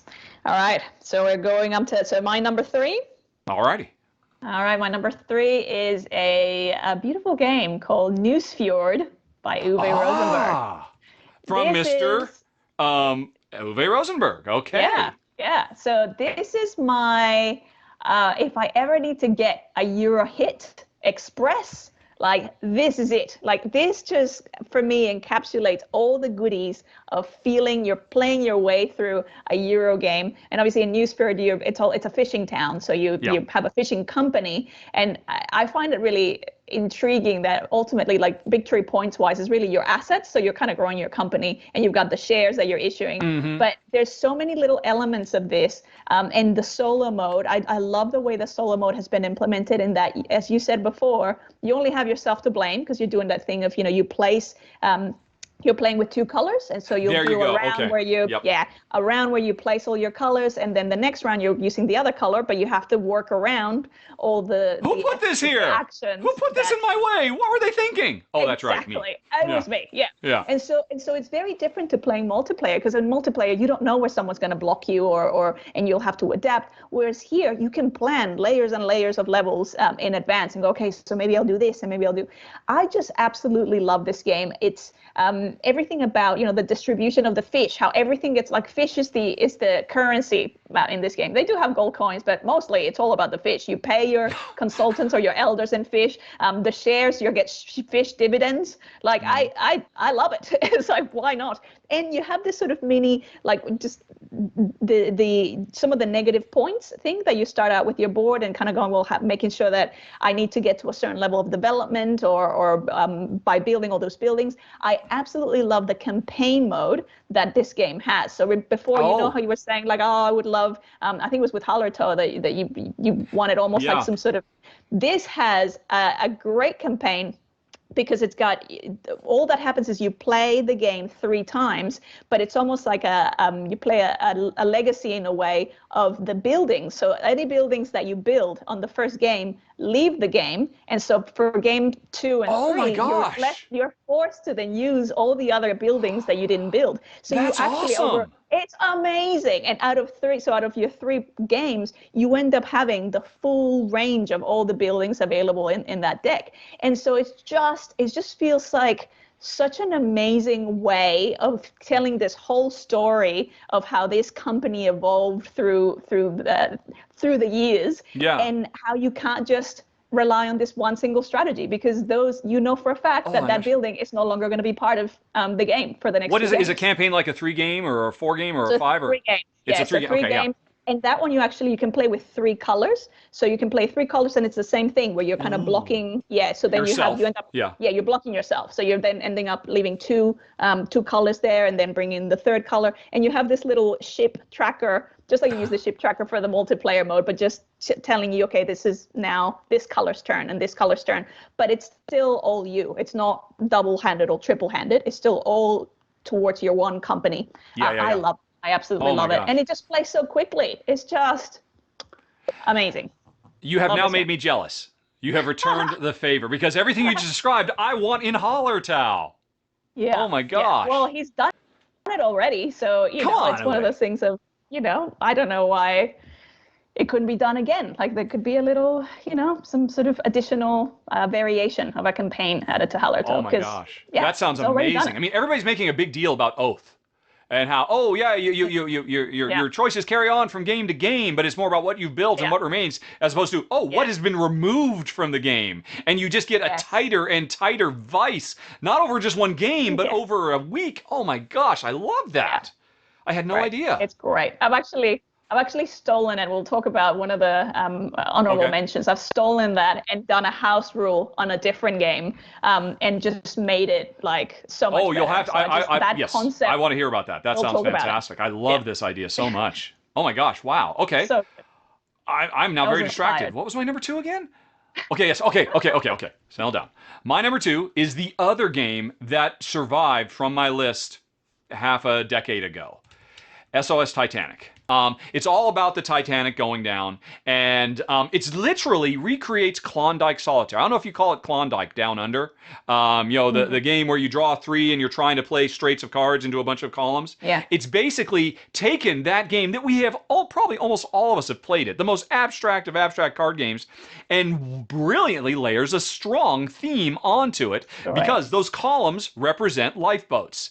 And you've got to get the right people in the right order, just like, those poor hapless ship hands were trying to save as many people as they could as the ship goes down. And the brilliant thing about this game is, not only is just the card play wonderful and it's really thematic and there's interesting player powers, and it has a good 2-player mode as well, but the board is actually a book that every round you turn to the next page and it shows the Titanic sinking. Wow. And you can see the boat right there. It's still pretty much upright. And over the course of the game, fewer and fewer columns are available because the Titanic is going down. And so you've got to get them cleared out. That gives me chills. That is so good. That is such a great experience. And if you love the movie, of course, and obviously it's a tragedy. And so I guess there's kind of an air of that to it, but it's really fun. And the other reason it has such really strong emotional meaning for me, because actually I can find myself getting caught up that I couldn't save this person and they're gone now. That kind of stuff happens. I'm sure but I'm a bit more themer centric like yourself. But a reason this is so important to me is because my dad taught me how to play Klondike Solitaire. And so this reminds me a lot. Turning, just this game that most people don't give a second thought, whereas for me, it's like one of my most cherished childhood memories, and turning it into a really great Euro game with really strong theme. It's just absolutely brilliant. Yeah, there's no way it couldn't stay on my list for a variety of reasons. I don't know how. So do you have scenarios where there's people that you're not going to be able to save, and you're kind of having to make that decision? Yeah. Oh, yeah. Because it's like Klondike. You have to play them, in descending order, and these aren't just numbers. They are just numbers. I'm sure some people look at those numbers. There's little kids on these cards. It's that might be too thematically confronting for me. I don't know if I'll because as I was saying, even just describing that evolution of the ship sinking is that gave me chills, just putting myself in that situation. Exactly, and you do. Again, it's when you're feeling it, it's there it is. So I was about to turn the page to go to the next round. I think it's every time you go through the deck before you reshuffle. It's time is running out for the lifeboats. You've got to get them filled in.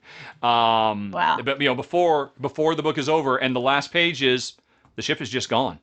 And there's an interesting thing too about it. In the rule book, or at least for the one I had, or maybe it was online I read somewhere, you can actually compare your score of how good a job you did to how many people were saved in real life. Wow. Which for me, it just has a real emotional. Okay, I'm not going to talk about this very much because I actually will get kind of Yeah, wrapped yeah, up yeah, in the story. yeah. So it's The same. Yeah. what is this? This Bruno Cathala, and he's known for a lot of stuff. But as far as I'm concerned, this is his masterpiece. Now, I think he collaborated with somebody else. I'm sorry, I don't remember, but yeah, it's my number two, SOS Titanic. Look at that little kid. You got to save that kid. But as you can see, that Oh. little kid has a 2. He's one of the last ones that goes on the boat because Mm. Klondike, the numbers descend. It Yeah. can be tough. And it's a good multiplayer Wow. co-op game too. Because Mm. players are trying to figure out, well, you should go first. You can put that in and stuff like that too. But anyway, yeah. Yeah. Cheer us back up. What do you got for your number 2? Well, my number two is actually quite a surprising one for me because it's not, I wouldn't say it's thematic, but I just love playing this game so much. And it's Hadrian's Wall. Ooh. And it's a roll and Mm-hmm. write. Well, it's a flip and write, which is not really my genre. But this game just blew me Yeah. away. So Hadrian's Wall, obviously you're a Roman general. Again, not usually my kind of theme, but you are obviously you're getting all these different kind of professions. So you've got soldiers and you've got kind of these workers. Ultimately, you're trying to oversee your city as it prospers and Mm-hmm. evolves, and you're going to be working along with diplomats and your performers and the tradesmen. And so you want to prosper a city, but at the same time you're always at the mercy of an incoming pix attack of the savages. So you're also at the same time building this wall and trying to hedge your bets and mitigate against, well, which side can they be coming from. The thing that makes this amazing is not at all that theme, because I like, as I'm playing it, I almost forget about it except for just the pigs coming and Okay. attacking.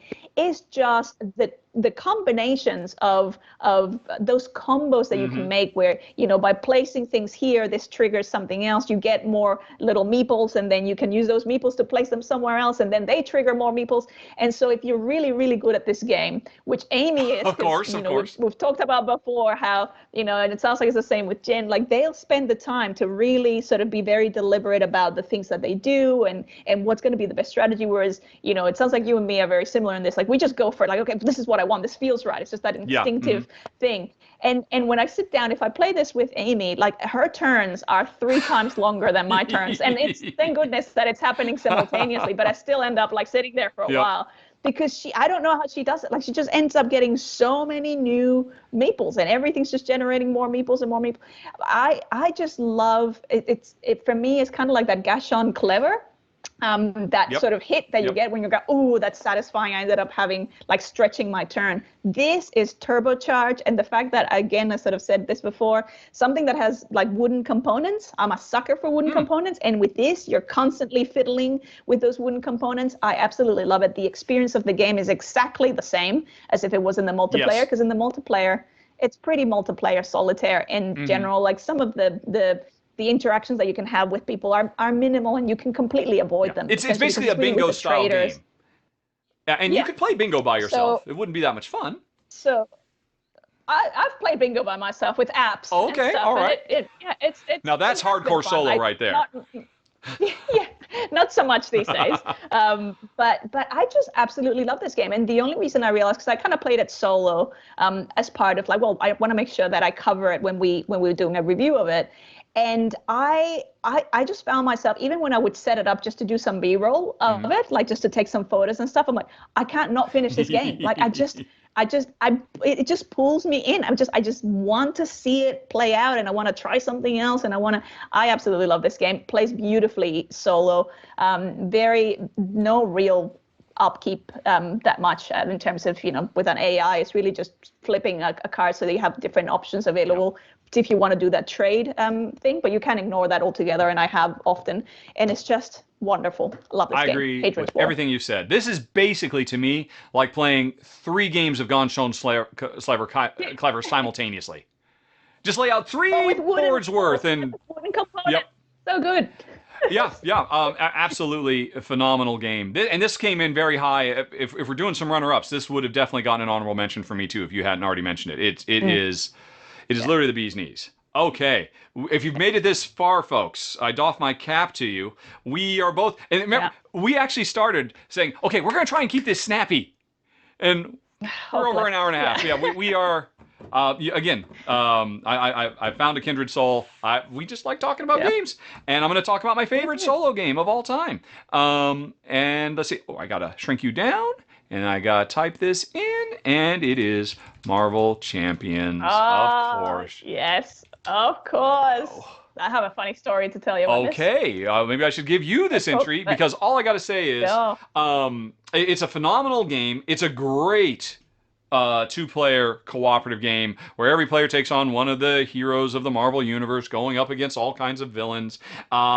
It's not a deck builder. You have a deck pre-constructed more like Magic the Gathering or something like that. But the thing that works for me so much about this, in part, it's kind of like SOS Titanic. It just hits a nostalgia buzz for me so much because I grew up loving and reading Marvel comics my whole life, and that love was reinvigorated with the Marvel Cinematic Universe. And so this game does such an amazing job of just through simple abstract mechanisms on cards capturing the feel of what these superheroes are like, what their powers are, but most importantly, and it doesn't get enough credit for this, what their alter egos, what their day-to-day life is too. Because the really secret sauce here is if you're out there fighting with Rhino or Ultron or whoever, and you take enough damage, you can run away.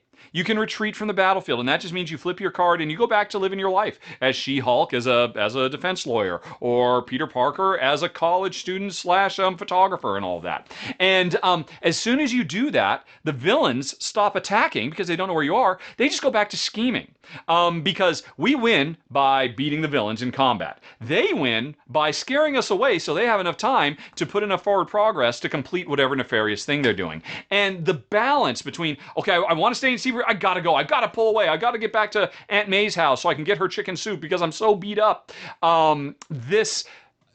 What that means is a game of this is not just one quick fight in a movie or a comic book. A game of this represents like a whole run of 6 months worth of comics as they keep going back to their day-to-day life. And the best heroes, because the game has so much expansion content now, are the ones that give attention to their normal life. The best character by far, in my opinion, is Miss Marvel, Kamala Khan, because half of her special power cards are not about using cool, special, stretchy things and all that she can do as a superhero, but relying on her family to help her out in her darkest moment of need. And they find brilliant ways to make that work in a combat mechanism game. So I've got mixed feelings about it because mostly what I'm talking about is the early days, and as time has gone on, they've kind of stepped away from that, and they're not focusing so much on the verisimilitude and their normal, regular lives and the secret identities. I mean, the last few characters have all been, what's it, Guardians of the Galaxy, and they don't have secret identities. They're not superheroes. They're just space cops, and so it's fine. But I mean, it's still my number one because hey, you can never take away the original box, which was just about perfection. Another thing, there's a lot of sneaking complexity. As time goes on, they're putting in more and more keywords and more things to keep track of. Where the original box was about as simple and streamlined as a game like this can be, so much more so than a Sentinels of the Multiverse or other style games. I love it. I'll keep on playing it in part because of that childhood nostalgia, in part because it's got brilliant mechanisms, and it's just amazing to me how they can wend the theme into an abstract collection of mechanisms. It's my number one. Marvel Champions. Tell me your story. Well, Amy predicted that this would not only be on your list, but very likely be quite high on your list. And so, because of that, again, in that list of things, superheroes is one of the things that is like thematically not that really big into. Understand. Combat, battle, Jen is the same. Yeah. And so she actually got me Marvel Champions so that I could play it. So as part of the research, it's like you need to have played and known this game because guaranteed it's going to be on his list. And it was. And I have to say, like as I was playing it, I was like, I can see why you would love this because it is very clever and it is very it is a story. Like you are taken on a comic strip essentially, where you're kind of saying how things played out, and yes, fantastic. We were able to kind of land this or thwart the plans over here or there, and it is sneakily layered in terms of the strategy. It's not just like, well, I hit you with this and then you hit me with that. Like there's a lot going on. for me, the only reason that it wouldn't make it is thematically Totally speaking. understandable. And I could think of like we have so many friends that love Marvel, love superheroes, and I'm like, this is perfect for them because it just throws you right in the middle of that world. And yeah, so 100%, yeah, can see that where it's coming from. But I'm glad that obviously she called it and I got to play it so that I knew what it was all about. Amy knows me. So yeah, she knows you. She knows you very well. All right, my number one. Okay. So my number one is A Feast for Odin. Oh, we're back to Rosenberg. We're back to Uwe, yes. So I absolutely love this. Is the closest to like a perfect game for me because there's just so many directions. It's such an open world in terms of the strategies that you can try and the different paths that you can go down. On the screen there you have that incredibly intimidating negative points board that you start with. That is like paralyzing, going, how am I ever going to get on top of that? It's got such a wonderful solo mode and that very similar to Nusfjord. You're playing two colors, and so each turn you're playing with one color, and then the next turn you're playing with the other color, leaving the previous color behind. So you're always kind of blocking yourself as you're playing, and so it's very, very low maintenance in terms of there's no Automa, there's nothing. It's just when you set up the colors and that's it. So great. And the thing that led me to play this was actually more from the motivation wasn't pure. It was entirely from playing this time and time again with friends and going, why can't I get this? Like, why can't I win? Let me play it solo and see if I can crack the strategy that's going to like be overpowered and just so it came from a very not pure, not very well.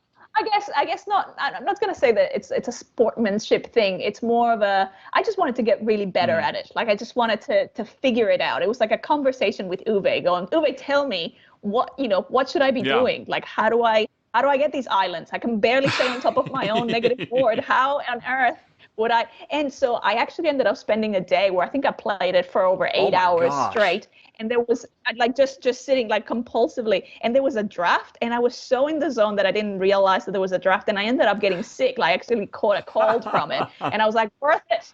I don't care. And then the subsequent games, I still lost, but it was like something eventually clicked, and now it's like I've been able to win fairly consistently. So all that practice did pay off, and now I consistently can get islands and feel fairly comfortable with all of that, because even when it's just so beautifully tight. When you start getting to that end and you go, oh, and I'm not going to make it. Unlike Terraforming Mars, I kind of go, I'm going to make it, and then I don't make it. And this one's like, no, now I know that even though it feels like I won't, I'll be able to get the right combination of things. It's a Viking theme, not my thing. You're just obviously growing your clan. Is it yes, clans I think with so. Vikings? Yes.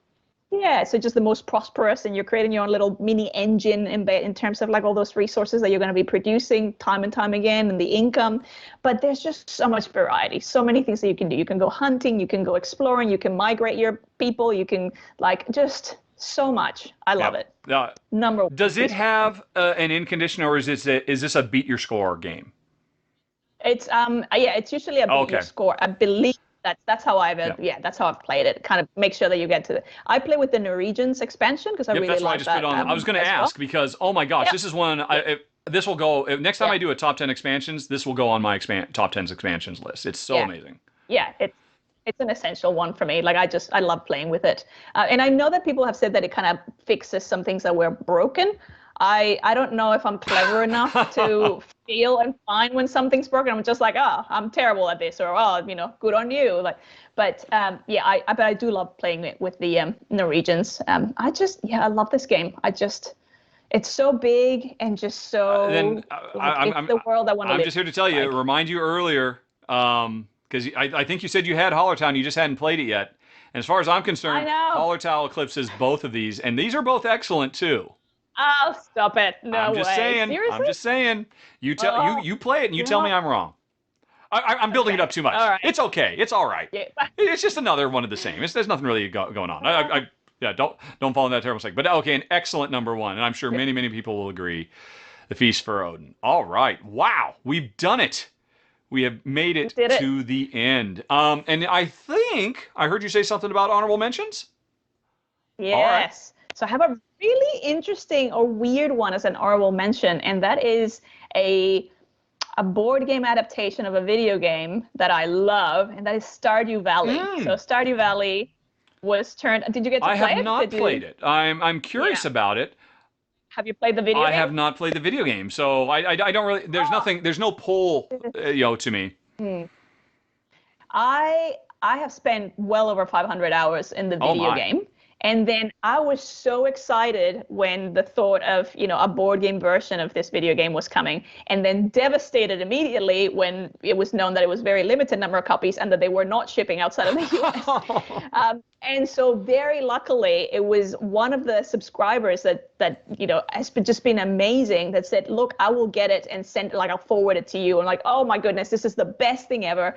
And that's the same person that introduced me to Terraforming Mars. That you have to try this because you will That's a love good it. friend. Now, yes, it is a good friend to have. Stardew Valley, the presentation of it, the thing with the video game, it's my happy place. It's just so relaxing, and I can spend hours and hours in it because you're just thriving in this little farm and starting from, you've inherited your grandparents' farm, your granddad's farm, and you're trying to bring it from this just very dilapidated state to like back to its age of glory or even better. At the same time, there's all these beautiful storylines where you're getting to know the people in the town. And you're kind of evolving your friendships with them. You can even marry in the game. You can get divorced in the game.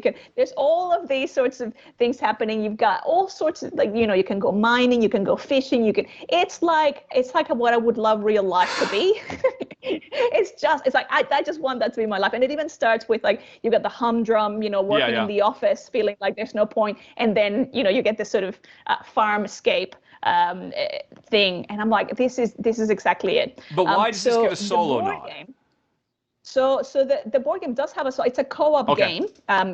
The board game it does have a solo mode. The reason it didn't make it into my top 10 is because the board game, even though it captures so many of the beautiful things of the game, it is actually really stressful because you've now got all of these things that you have to achieve within a very limited time frame, and there are some luck elements that might make it almost impossible if you have a really bad run of luck. And so I was like, this is like experience-wise, even though I love so many of the components, it's almost like that nostalgia thing. It's like I've spent so many hours in that world, and now I get to touch it, and that's great. I was like, I don't get that, like that working towards improving that farm and that exploration thing. And so this is the one that I hacked. And so the solo mode, there's solo mode. The solo mode is just, you're playing, you're trying to get all these different bundles within a limited number of time. And so what I did was, it's like, I'm not going to make it stressful like that. I'm going to make my way through all of the bundles and the entire content, because there's a lot of content in the board game, just like there's a lot of content in the game, over multiple games. And my challenge is going to be how many games will it take me? So how quickly can I get to 100%, which is one of the ways people play the game. It's like the video game that is like going, how can I get to 100% of the game in the shortest amount of time? So I did that with a board game. So I turned it into a campaign mode where it's like once I've built these bundles, that's very ambitious. They leave the game and then the new bundles come in. And so we just kind of keep playing and keep playing. And I keep a tally for each year that's been happening. And if I were to, and I didn't include it, but if it were to be like that, that would have been my number one solo. But that's extreme house rules. So that's why it can't sort of, as is, it wouldn't really make it. It'd be just outside of it. But that was the way for me to encapsulate the feeling. I think you are going to get some people contact saying, hey, could you post that variant of the Board Game Geek variant forum? That sounds really cool. I'll do a video of it, because it's like awesome. and that was another one where I spent 9 hours, one night that I never came to bed, and Amy was like, what happened? It's like, I was just been playing Stardew Valley, my hacked version of the board game, and loving it. So yeah, I'll do a video or something. That is far out. I've got a million I could talk about. I mean, including pretty much everything on my list from whatever it was 6 years ago. I'm torn between giving the honorable nod to either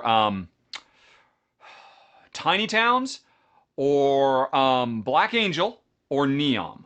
Hmm. Black Angel didn't quite make the list. I think it's brilliant. It's a brilliant game, and I think it's a really well implemented solo. And it's probably my best example of a big, complex one. You know, the kind of stuff I stay away from. Mm. And the Black Angel, it does push you a little bit harder with the upkeep and all that, but it's really well done. Tiny Town is just about perfection in Yeah. cube form. I think I'll go with Neom though, probably because people don't know it as well. It is it's tile drafting like Seven Wonders. And I've got these tiles. I keep one, I hand the next to my opponent. They go around, I get more, and I'm trying to do tile laying to make the perfect little future city. And the way they make Yeah. it solo is really interesting to replicate the hey, every round you're always getting new stuff. As part of setup, you just make a bunch of little stacks. And okay, round 2, I Mm. take this stack. I'm gonna get one of these. Round 3, I take this stack. I'm gonna get one of them. It's Yeah. brilliant. It's perfect. It just Yeah. works and gives you all of that Yeah. feel. And it's just a really great little puzzle game too. Also, I'll give a honorable to Neom. Oh my gosh, what are we Nice. at? We're at an hour 50. Well, we made it out in under 2, Ooh. so I'm pretty Yeah. proud of myself. I'll give myself a pat on the back for that. Well Yeah, done. thank Well you. done, boss. Yeah. And folks, I cannot stress enough just how fantastic. And you've only seen half of the channel. Amy is fantastic too, and the way the two of you work together to really just make the game blossom. I mean, you don't do run-throughs or anything like that. You just sit down and you talk about your feelings, just sitting on a couch. Yeah. It's like, oh, we're over at your apartment. We're just talking about games. Yeah. And you just come out with such a Yeah. fresh approach. I absolutely love it. And I'm a subscriber for life. And so, folks, again, hit that eye in the top right corner of the screen. Go follow the links in the show notes. If you like my channel, if you're here, I suspect you will enjoy ThinkerThemer as well, because you hit a lot of the same stuff I try to hit. So, any closing words? Thank you so much for this. This has been so fun. It's so easy to just talk endlessly, and I believe we could have talked for another 5 hours. Oh, we could have. Yep. Remember, folks, this was us being snappy. This was our, discipline. We're going to just stick to something brief version. So just, thank you for inviting me, and had a great time. Thank you so much for that. Awesome. Well, okay then, folks, I am going to say goodbye. Talk to you later. So long. Oh, and then I say bye-bye. Oh, I'm all messed up. I'm tired. Bye.